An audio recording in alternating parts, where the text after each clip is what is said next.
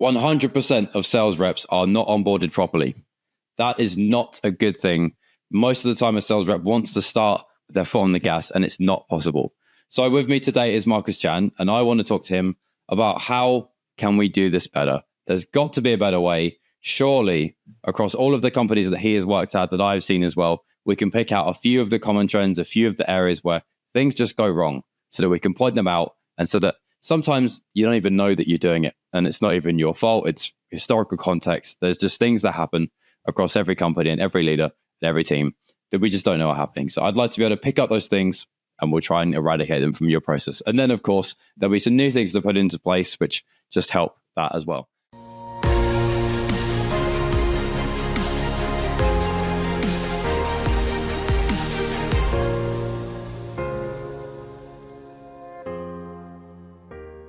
So, Marcus, I kind of rambled through a little bit of an intro, but you want to do a quick hi and how's it going, what you're up to these days and where you're from? Yeah, absolutely. So I'm Marcus Chan, founder of Venli Consulting Group, in which we help teams and reps, basically blow out their numbers and absolutely crush it through our sales coaching and training programs. Been running this for about 5 years now. Now, before this, I was in corporate America for over a decade. So, I've seen all types of onboarding training. And I remember even when I first got started into sales, the onboarding training was just go out there and just figure it out. Right. So I've seen all types of training and I wouldn't even call that training, but that's unfortunately what I see a lot of, where I see people, see reps not being set up for success, which ultimately leads to longer ramp times, leads to reps not performing, high turnover, people getting fired earlier, and just a slew of whole other issues outside of just missing their number. So I'm excited about this topic. I think we'll have some fun. Hopefully we can share some insights that help teams out there, hopefully make some changes that will set their reps up for success. I think we'll be able to do that. So a couple quick things as the preamble that we usually have to go through. You will get a recording of this if you're watching right at this moment. If you're watching in the future on demand, don't worry about it. You've already got the recording and it should be in your inbox as well as on the page that you're watching on. So there's that. And feel free to share this with whoever you'd like to, as we're always happy to have that happen. Any questions that you may have that we don't go through today, you can hit me up on LinkedIn. I'm sure that Marcus will share his LinkedIn and other places where you can hit him up as well. One caveat. I have the flu. My voice sounds terrible. So I'm going to basically hand most of the talking to Marcus. Normally, I'd like to play a little bit more of a role, but I'm going to kind of set him off because I know that he's seen and done a lot in this space. So I know he's got plenty to say here, but I'm going to be here, hopefully not coughing my lungs up. I'll try my best, but if my voice sounds funny, you know what's going on. So kick us off, Marcus. I guess let's start with what is normal? What is normal now, whether good or bad, that happens when a sales rep joins, let's say, not the word enterprise, but a sizable company? What happens? Mm-hmm. What material is there? What material is there not? What is expected? What are they trying to do? Who's involved? What's it like? Great. So I always think there's always like a spectrum, right? Because every organization is a little bit different, but there's always patterns. So I see on the very, let's call it the lowest end of the spectrum, which is, they come in and there's no real training, kind of like what I was thrown into, which is like, hey, good luck. And you're just kind of thrown into the deep end. And that's kind of like the bottom of the barrel, if you will. That's like the very, very extreme. All right. Now, if they're a sizable company, hopefully they're not there, but some companies are still doing that. Now, as they kind of start progressing upwards, a really common training program that I'll see or that they have for onboarding is either number one, it's like heavy focus on product training. So especially if they're like a software company where there's probably product-led growth, they're focusing heavily on the ins and outs of the products and trying to get their reps really, really comfortable with it. Now, I'm not saying you shouldn't train reps on the product, but the trouble is when you're brand new and when you're just learning purely about the product, the confidence then comes from talking about the product. And the issue is once you're actually on live calls, whether it's cold calls or on sales calls, whatever you're most comfortable with is what's going to come out. So if you're not really comfortable with the ICP, that persona, their problems or anything else, or what's going on in the world, you get on a call, your instinct is going to be to start selling and pitching, which often leads to problems. So that's really, really common. Another common problem I see potentially is maybe they have some of that, but maybe some of the other training they have is just job shadowing, which is like, hey, just go hang out with Ollie. He's a top rep. Go hang out with Ollie. And sometimes, if we're lucky, Ollie, the great rep, also knows exactly what he's doing that's making him really, really successful step by step.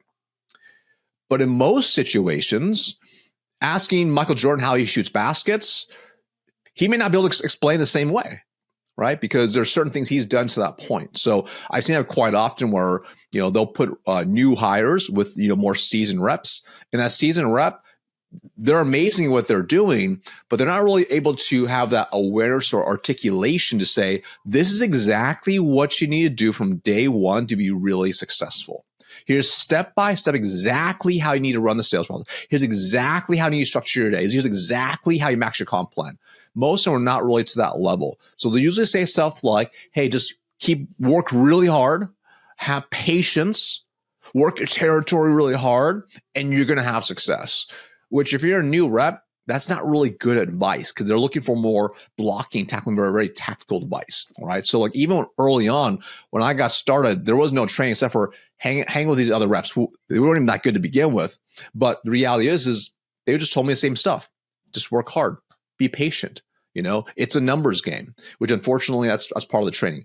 Or sometimes, if they're let's call it a little more advanced, they will have some training. It's actually put together, which is awesome. But perhaps it's put together by enablement teams who have never actually been in the field, and it's stuff that's not field tested and proven on live calls or with actual prospects. And you'll see that, and sometimes it's marketing emails provided for the team for outbound. Sometimes it's just a little enablement resource put together. So they're just not field proven. Which again, this is an issue because now when the reps try to go out there and actually implement what they're learning, it's not working. They lose faith again into the system that's actually being taught to them. What I also see as part of a really common problem as well is maybe it's decent training. Maybe they do have some, pretty good leader or some pretty good reps who are like able to say, hey, this is exactly what you got to do, which is good. That's good knowledge. But part of it is not just the education in your mind, it's your implementation. And just like any top sports teams don't learn something new and then try to play in the game immediately. They practice first. So when in sales world, that means role playing. So like being able to take a time to actually role play and dedicate that time.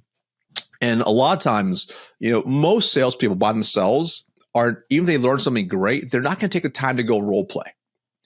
So it's really important for the leadership team to build in time, especially part of the onboarding and even ongoing, to be able to role play with their new hires and their team to really hone in those skills and build that muscle memory.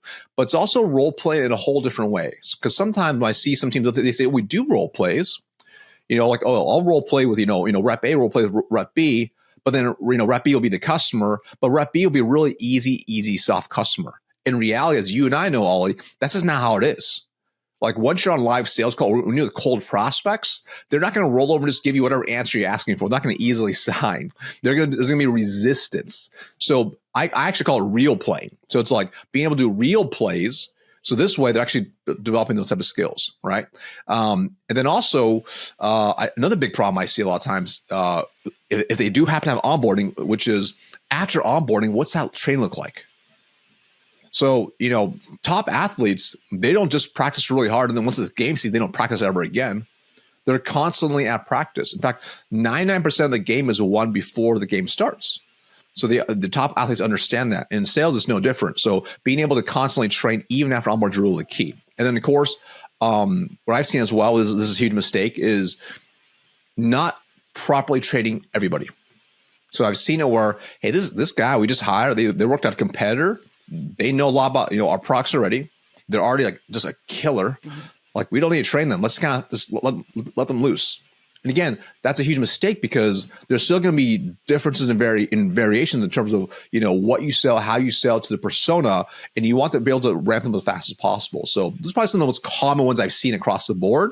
And sometimes teams are making all the mistakes. Some are making a few of the mistakes, but almost always they're making some mistakes.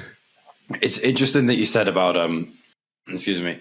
the product training, because I've seen this a couple of times at previous companies where the enablement person who's never been in the field, not a shot to anybody there. Like that is quite a lot Right. of people who have not held a sales role. So it's not a you've got to have had the bag type of title thing there, but it's very difficult to tell someone how to do something you haven't done. Broad 100%. strokes. So that's very difficult anyway. I've had that before where that role has had to do that training, and a rep came on board the week that they were on vacation.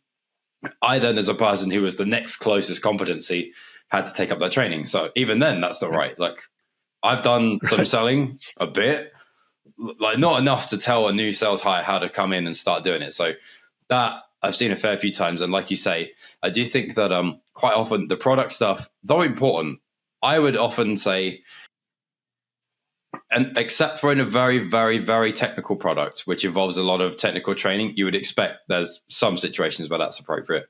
Most of the time, any job I've ever taken, I knew a very good amount about what that company did, even if I didn't know the product technically, because you can't know everything, obviously. But I had a pretty good idea, or very close, at least, so that once I got my head around if I was going to be in a sales job, the actual process the sales team is working towards, because that is the difference in every company. There'll be, well, we actually work with mid-markets and it looks like we work with SMB. I didn't know that. You couldn't have guessed that from the website. So the deal process is a bit different. There's more calls. I need to work out how to do this discovery for this buyer. I couldn't have predicted that. That is what you have to learn. That is how you become useful quicker. And that's ramp. Ramp really is a kind of minutiae of product stuff. Now, obviously, that is a catch-22. You do have to get to that point or close to it if you're not going to have an SE. But I do think that is quite often done the wrong way around. Is that what you see as well? Most people start with product and kind of get to kind of mid-mastery and then sales stuff, or bit of both? I mean, it's usually pretty common to start with product first. It's pretty common. And sometimes they don't even teach the sales process. Right. I mean, it's like, it's kind of super high level. I mean, frankly, it's job security for me, right? For my business. But, at the end of the day, I do wish also they had a better foundation to start off with. True. Okay, good stuff. So that was kind of the what's going on, I guess. What would be shorter, do you think? The what's good about that right now, or the what's bad? Probably the good, right? Let's take a look. I mean, well, what's going good? Is that what you asked? Like what would be the shorter list out of the what is things like right now? The good is probably the shorter list. Yeah, I mean, I think still, if they're a little more established company, if they're providing any type of training, that's already probably better than like not having training. All right, like if they do absolutely nothing, like what I was thrown into, that's a terrible spot to be in. But if at least they're doing some of these training, or even if they have some enablement resources, they have some, they have some top reps that they kind of hang out with. That's already at least a little bit of direction. But just like any type of new hire, they need usually high direction, high support. So having something is still better than nothing. The nice thing is like it just requires a little bit of intentionality up front to build the systems in place to set them up for success. And reality is if they can properly onboard them, it cuts the performance time or their ramp time drastically down. So they're able to have results much faster. And that's really, really key, obviously, which builds their confidence too. So what would stop a company where they have limited material or none, let's say?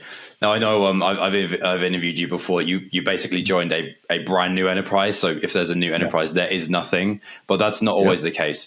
In a case where that isn't applying, what would stop a company from having that material? I mean, obviously, let's say VP of sales, just to pick a generic title. You've got a bunch of people on your team. You're hiring a few people. Obviously, a very busy role anyways.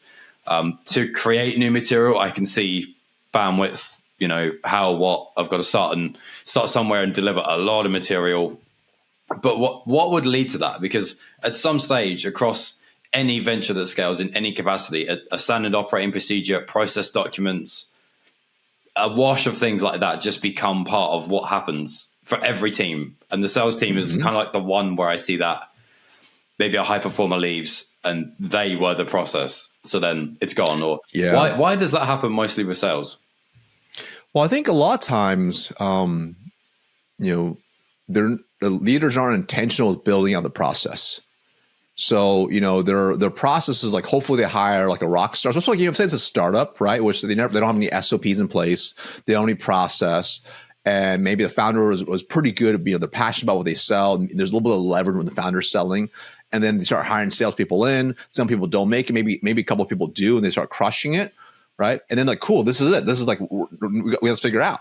So then they don't really think about actually how to actually like make sure this is scalable. So as we bring new people in, how do we make it a repeatable process, right? So I think it's just like number one, not necessarily having the potential foresight or awareness to actually build it out. So let's say if they're a technical founder, they may not be thinking that way. They might be thinking like, I just need to hire a salesperson, kind of build it out, or let me hire a VP of sales to bring in, and they can build the playbooks out. So it could be a time constraint, it could be an awareness constraint. So it could be a multitude of different things.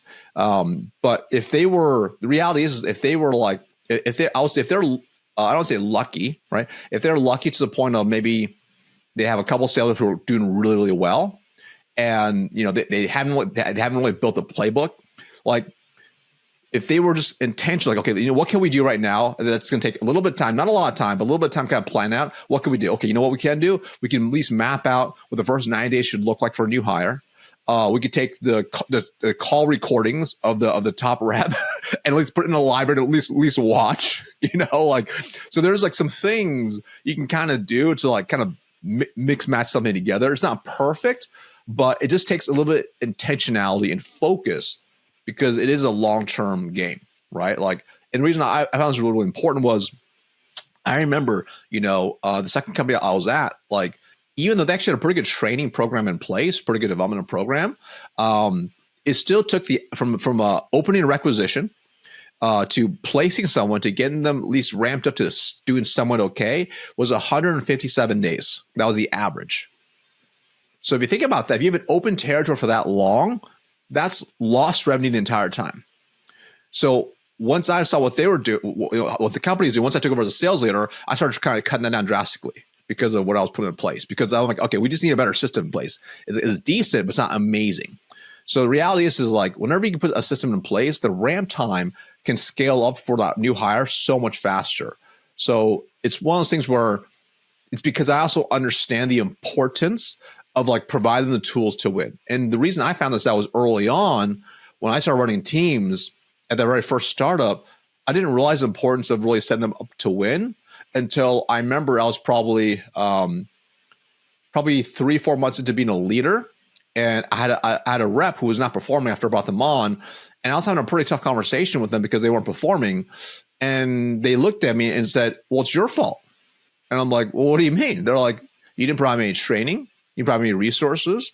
You just said, hey, come ride with you. Come ride these other reps in the field. Like, that was my training.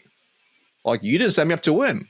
And at that point, I was obviously angry. But that night, I had to look hard in the mirror and be like, was he right? Was there truth to it? And there was, 100%. I didn't set him up to win. So that was my own fault. So these are most of the things I talk about today are results of the mistakes I made in the past. That's pretty ballsy from that rep. I respect that. I mean, it's very aware.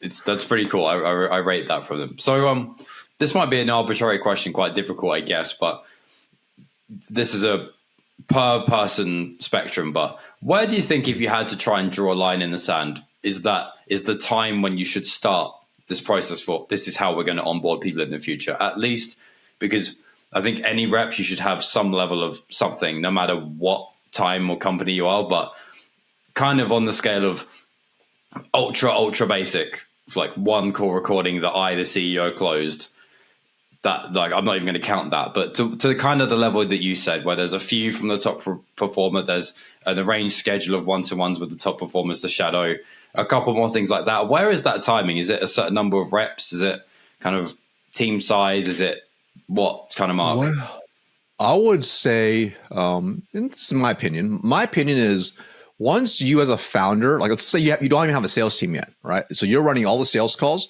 Like, at that point, you should be recording all your own calls anyways.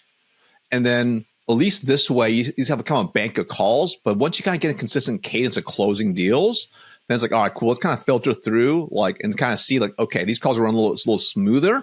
Now you can start building a library of calls from there. But at that point, it should be like taking a step back and like mapping out the sales process. And in reality, it may not be perfect by any means, especially if they're a technical founder who doesn't really know any sales. But like, in today's time, I mean, they can literally take those call recordings, transcribe them, throw in a chat GPT and say, hey, listen, like here's 4 different call recording transcripts. Like if you had to map it out into steps in the sales process, what would the steps look like based on these calls? So you can do it very quickly if you wanted to by just doing that to at least have some sort of semblance about that, right? Because you can also then utilize obviously AI as part of it, where you can say, hey, look, okay, take these 4 calls now, and imagine you're in enablement. Map out who the ICP is, what their common problems, what are their issues, what's the specific use case, what are the problems they're having, what are the desires of the outcome, what's the impacts of the business, et cetera, et cetera, et cetera. Map it out for me into a doc I can use for training. So the cool part, if you're writing some calls, this makes it a little bit easier, especially the time it's recording, right? And depending on when you watch, it may become even easier, some of the other tools out there. But at least at the very baseline, now if a new hire comes in, you can say, hey, okay, like maybe you're not a great trainer. You can at least be like, all right, here's this document about the personas of ICP we sell into. All right, great. Here's a sales process that we run. Here's 4 call recordings you can listen to as well. It's not perfect, but it's definitely way better than having absolutely nothing and saying good luck, go figure it out. Totally, yeah. I mean, call recordings, especially now, that used to be a little bit on the advanced level. It now is not. It's so easy to do that. I'd even say as well, like I've got probably 5 tools that can record or transcribe things that I upload if you have a recording or anything. Even just asking a transcription tool or copying a transcript into a chat GPT, what questions did I ask in these 5 call recordings? What are the 5 common questions that I asked? Writing that down. And even you may not even know that you asked that same question on 3 different calls. And you might think, well, that I have to write down now. Like I have to know that I do that on every single call because it's clearly important. And especially if then they're in the closed one category, big sign that you should repeat that question. So things like 100%. That I think are kind of easier now, which is good. But so I wanted to ask as a little follow on from that. As a leader now, I mean, we know that we've kind of got to do this. We don't have to start off with this huge project that it could have been or it could still be, but we can start off in a micro step like that. What would you say is let's get to really good. Let's get to great. What does a great onboarding process look like? What do I have to have? What would I be putting the person through? How long does it take? Now, that might be a bit arbitrary, but what would be just a core tenet of this person has had a good chance when they've been onboarded, not just the flailing, good luck, see where you land.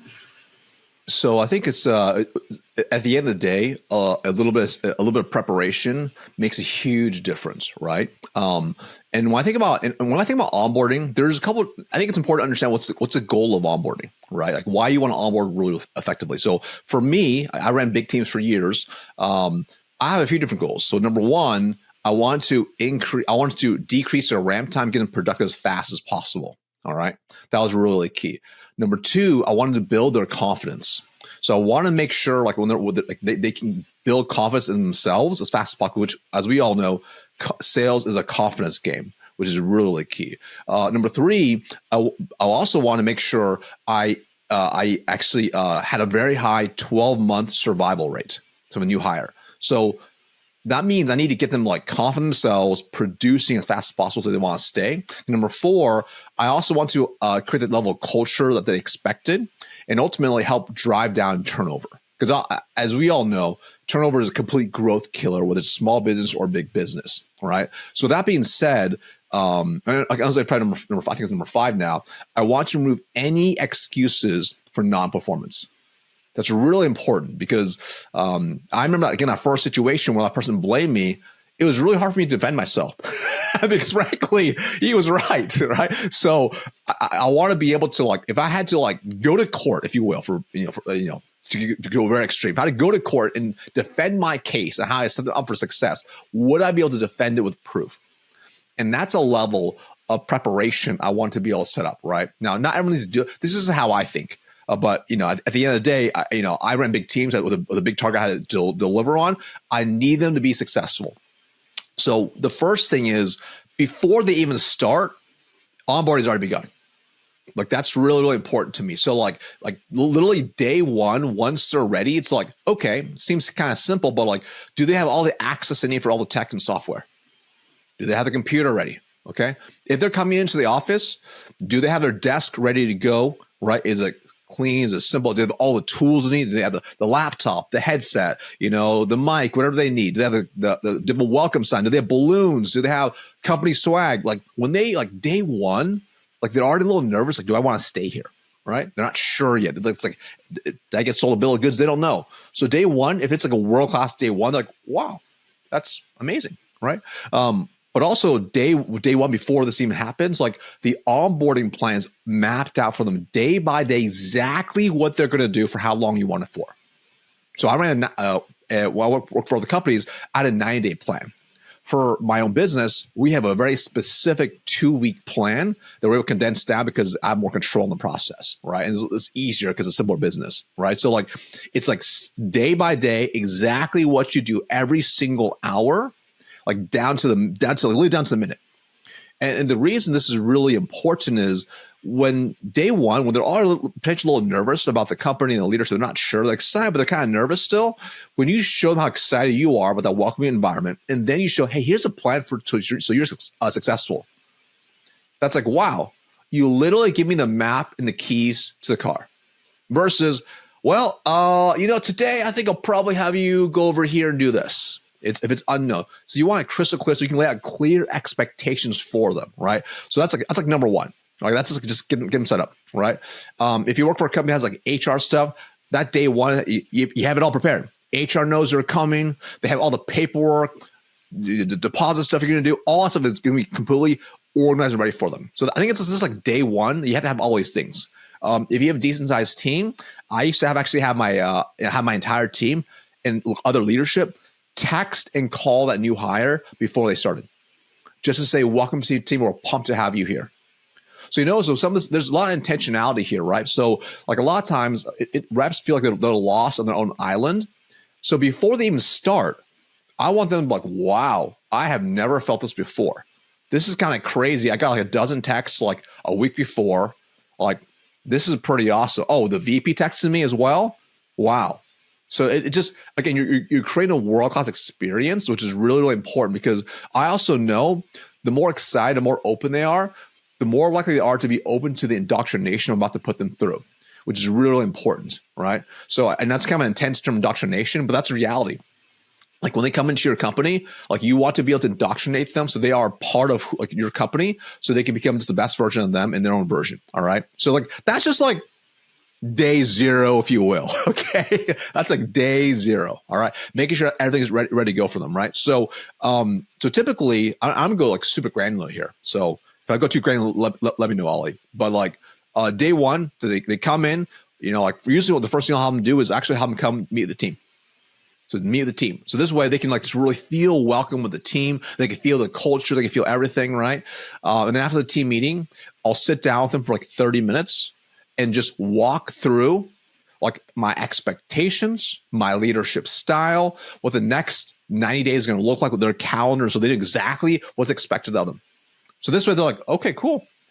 Like this is pretty clear what is expected of me. The worst thing we can do is not give them expectations. So they're like, just not sure what to do each day versus I'm set to win if I follow this, right? So that's really key. Then of course they'll probably have HR stuff and get all that stuff done as well. All right. Now, what's also key as part of this as well is, before even they start, you have to have some sort of training resources in place for them.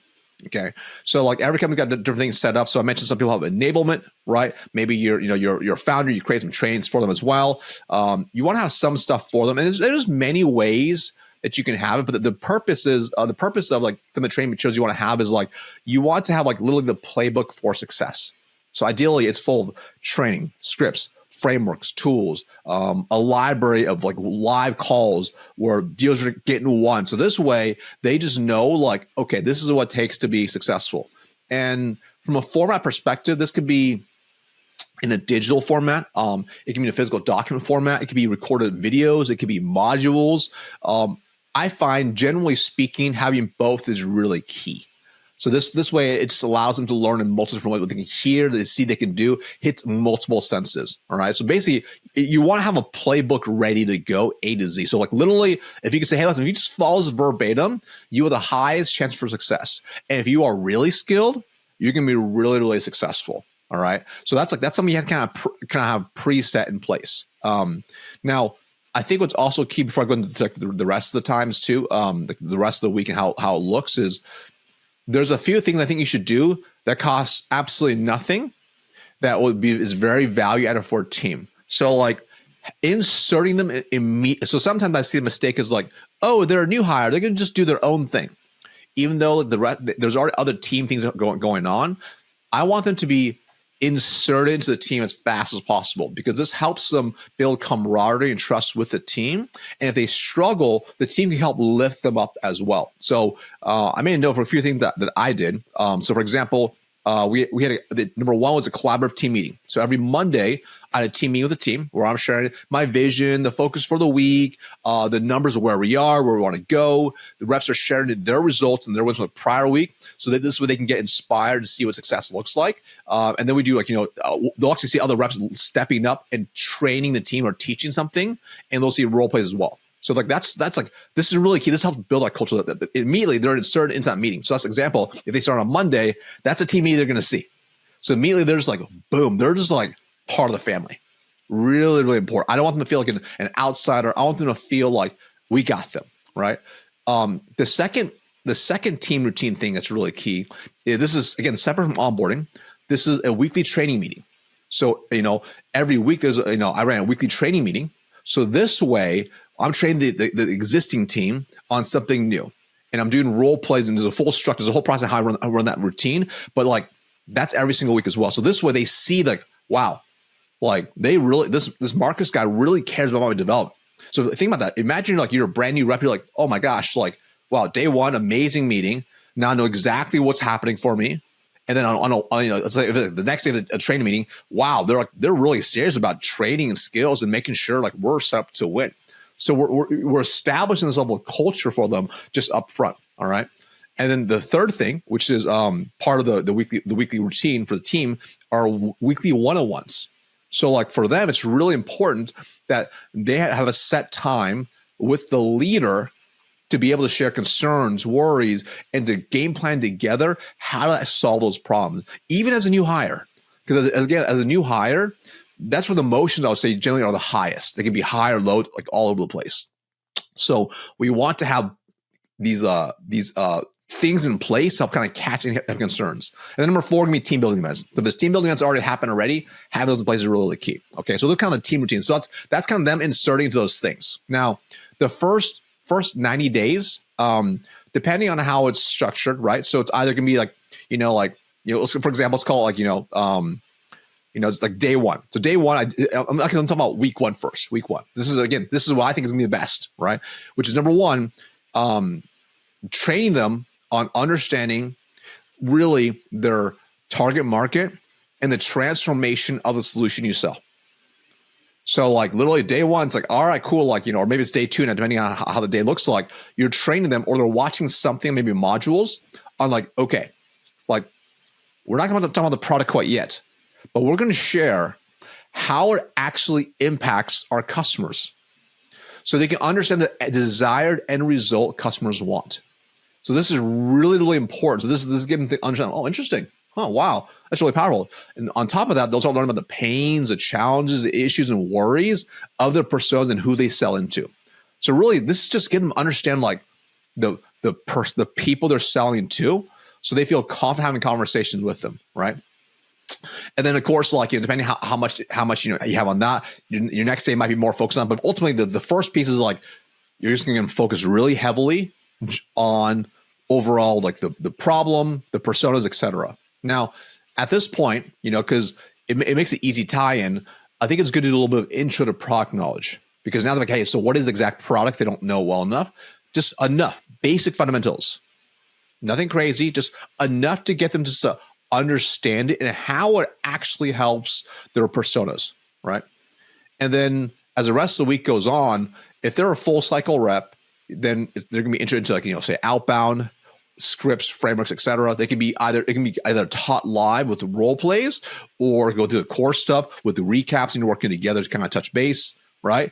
And then and you'll kind of see, depending on how much training is available, the next several weeks is literally segment down to different topics, right? So it could be, for example, it could be like, all right, cool. Day, the first one is going to be on cold calling, then it's going to be on emailing, then it's going to be on, social selling, etc. Right? So you can kind of stair stack depending on how much training you have in place to be able to start stacking their sales skills. So if you notice here, we first focus on the problem, the persona, then we have a little bit of intro product knowledge, and then we focus around the sales process. We want to build their skills, and during this whole time, you're role playing with them.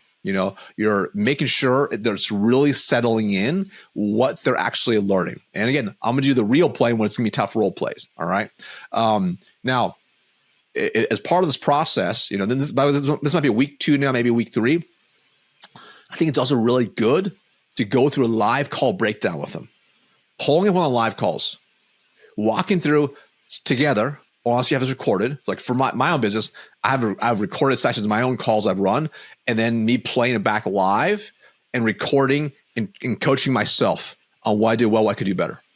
So they could see like how do we take the things we're learning so far in the process and how does it actually apply to real life now. So we're getting them like down, dirty, and dangerous as fast as possible.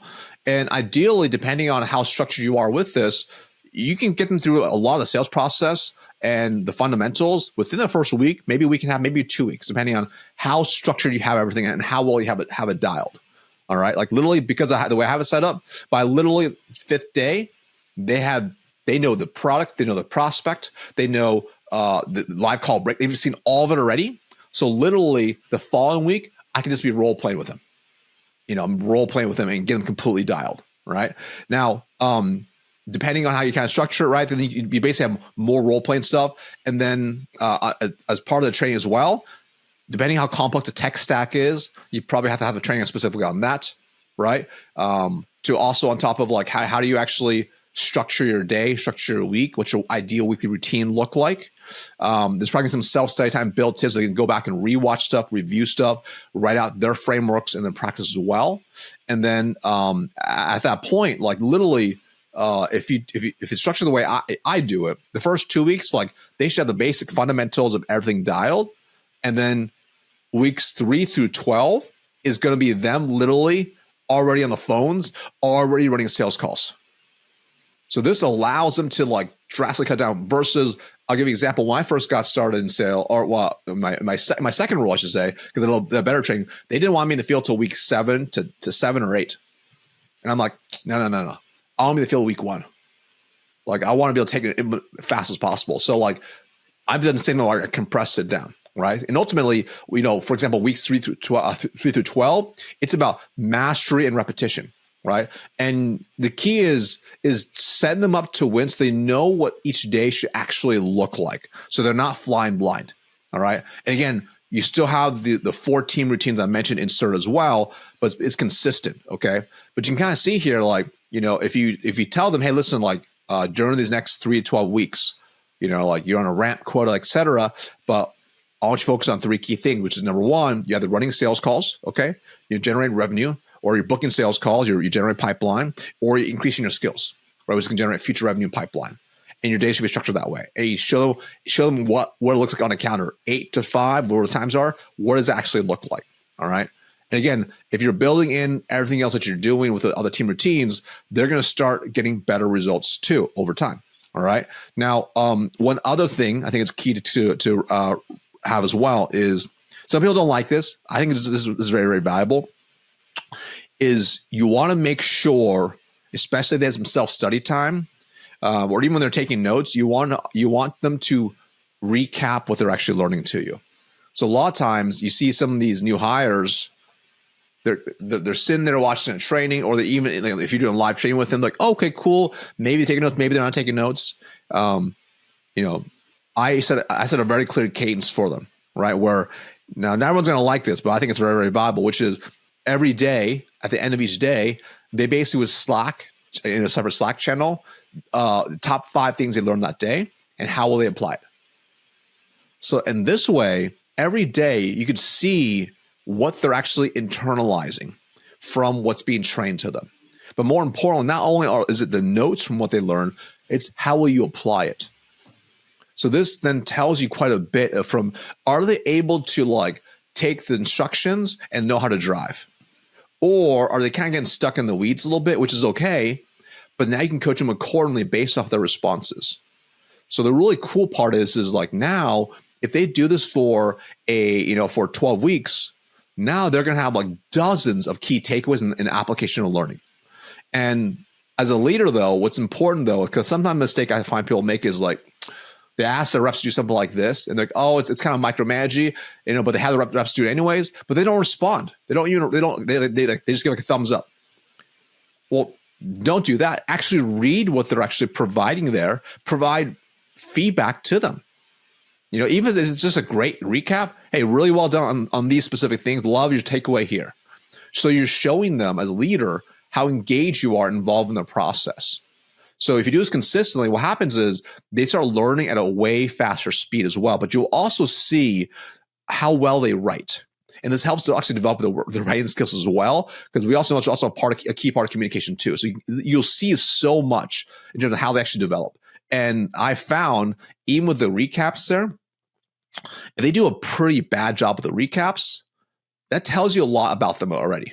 Not to say they're a bad hire. And now's a coaching opportunity where they're like, I learned cold calling. That's number one. 2, cold emailing. Okay. Now it's like, hey, tell me a little more. What did you learn specifically about cold calling? What about cold emailing? Okay, here's an example of what I'm looking for. So you can show them what great looks like, right? So you'll see here that specific direct sales leader is heavily involved in the first 90 days quite a bit, because you want to make sure it's an investment to them so they have the highest likelihood for success. So that's a lot kind of threw at you, but that's kind of how you do the onboarding. That's absolutely world class.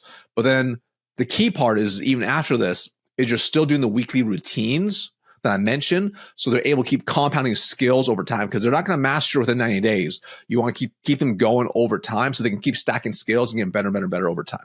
Yeah, I mean, I think the last thing that you said there about that daily feedback is the only objection you could possibly have is that that's too much for some people, but I don't really buy that personally. I've done that as the rep, providing that without being prompted to managers several times at new jobs. And right. I think it was useful for me to regurgitate what I thought I had heard. And Correct. if, like you said, it's no use if they just say, cool, thanks.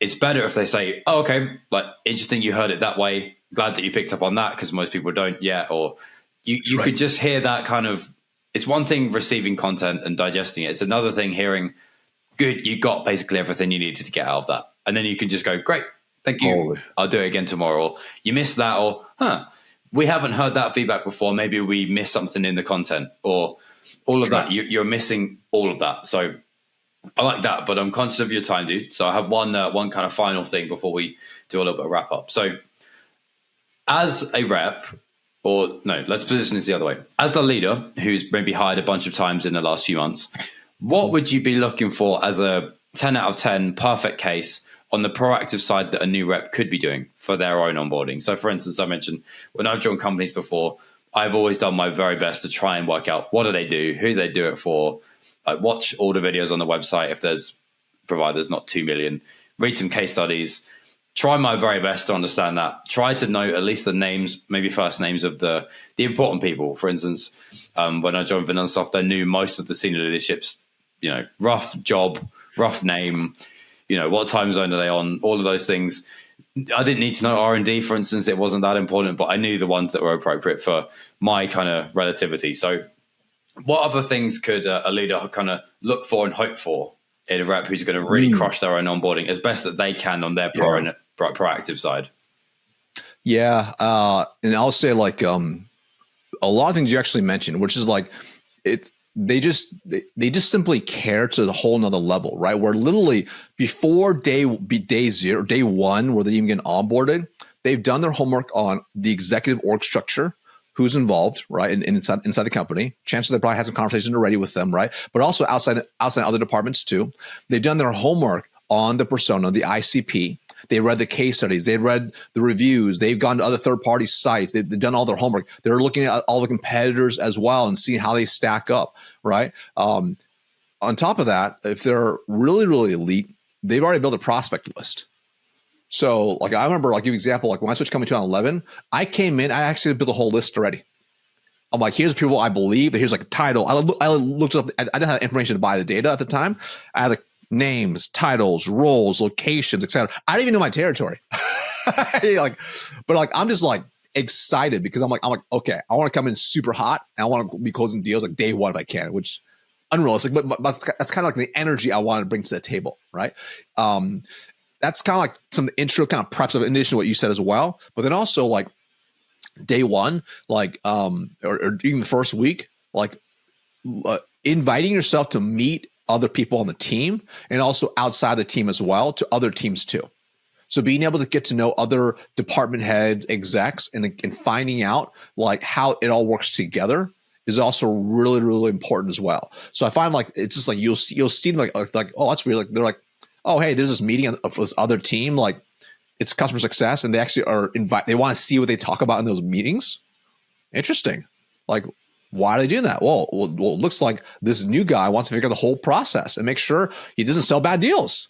That makes a lot of sense. Okay. Oh, he's inviting himself to talk to the CFO to make sure for certain deals that are approved, like what are they looking for? Oh, he's mapping out decision requirements for the CFO internally. Oh, so if they're really elite, they're doing some of this internal work heavily as well as part of it, right? And what I found as well is they're also like any meeting they walk into, they come prepared. Even early on. So like, let's say, for example, you have like let's say it's day one onboarding, the first meeting with a new hire, they come with a list of questions already. Like they're already like, they're like, hey, this is the thing I want to find out as fast as possible. So like, they're taking 100% ownership to their own career, and they're doing all these things as well. And I hate to say like the first in office, last in office.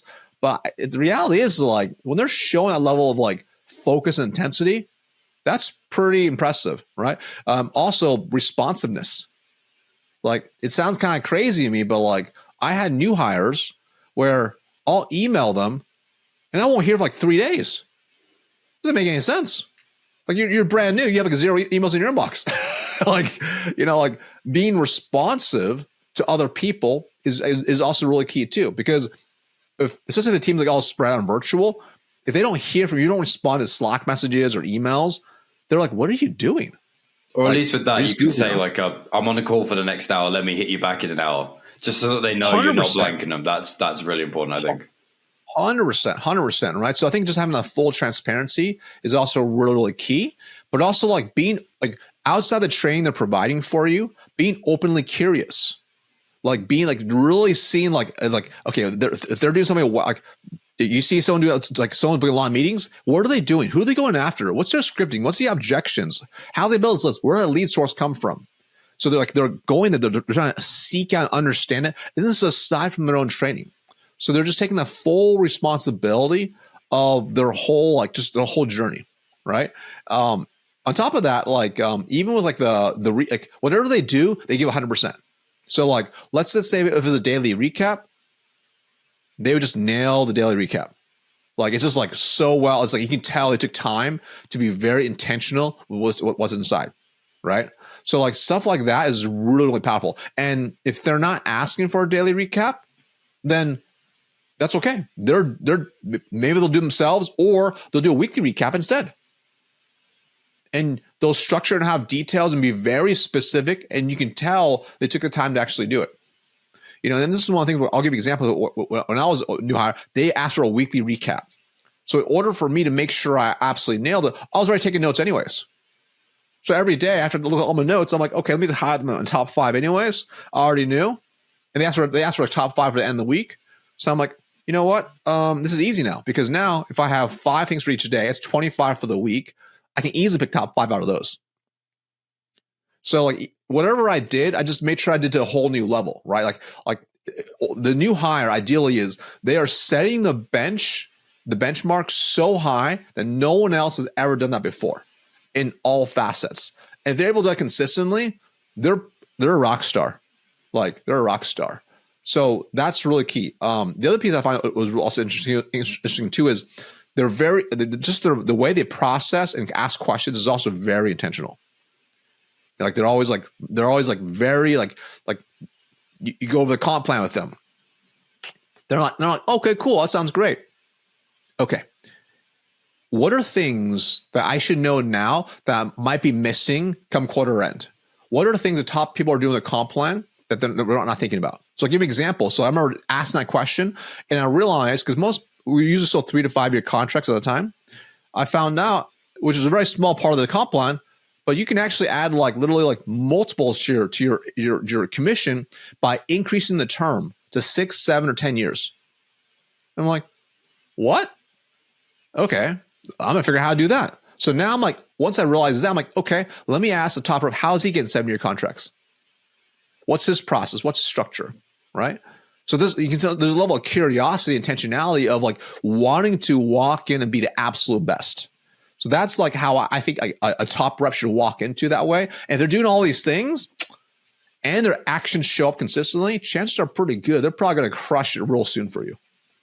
Yeah. Asking how to see round corners from people who are in the position that can is a big one. I'll give one final thing before we do a little wrap up here. Anytime that I've worked with somebody who, when they joined, they were able to articulate to me how I could get the best from them was really helpful. Like really, really, really insanely helpful, especially as your management style, leadership style, and their personal way that they work, they kind of have to mesh. There's a bit of a give and take on both sides for that. But for instance, when people are able to say, look, like obviously sometimes you're going to have to give me both barrels if I mess up, that's cool. But this is like the level that I've been to before and it really helps, but you can only do it a couple of times every now and then. If it's every day, I'm just going to like peace. That's right. This is how you like give me a high five and I respond to that. Or if I'm not kind of a arm around the shoulder type of guy, I'm more of a give me a half afternoon off type of guy, or give me some public recognition type of guy. Or what makes me tick that you as a leader can go and say, okay, he needs a bit of love, or he did well, or he needs a bit of a nudge. How to do that, knowing that stuff and being able to tell the leader that you've got in front of you, really, really helpful. And anytime that I've started a job where the leader asked me that, I found pretty useful as well. It was a good sign that we're going to get on well because they know how to get good out of good people. That was always very useful, I thought. So anyways, I digress.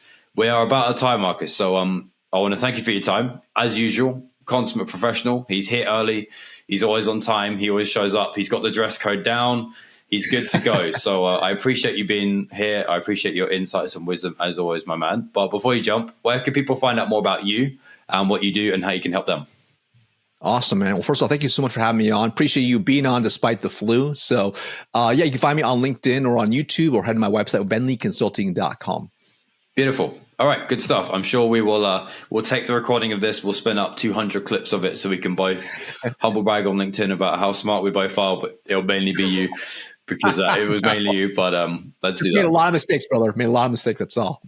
Well, you've learned well from them if you did make them. So anyways, thank you very much. If you made it this far, well done to you. You have an excellent attention span. Well done. Hopefully my voice didn't sound too bad. Hopefully you enjoyed the sound of Marcus's.